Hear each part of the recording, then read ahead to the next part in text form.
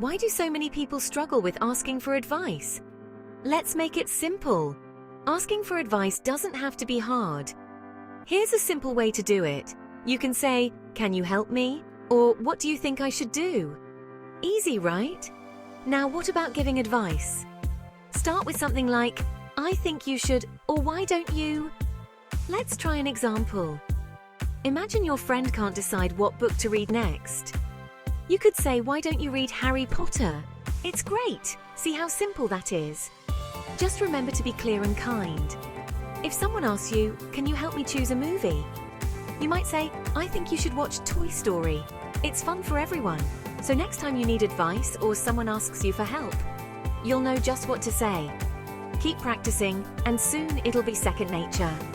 Thanks for watching, and don't forget to like, subscribe, and share for more tips and content like this.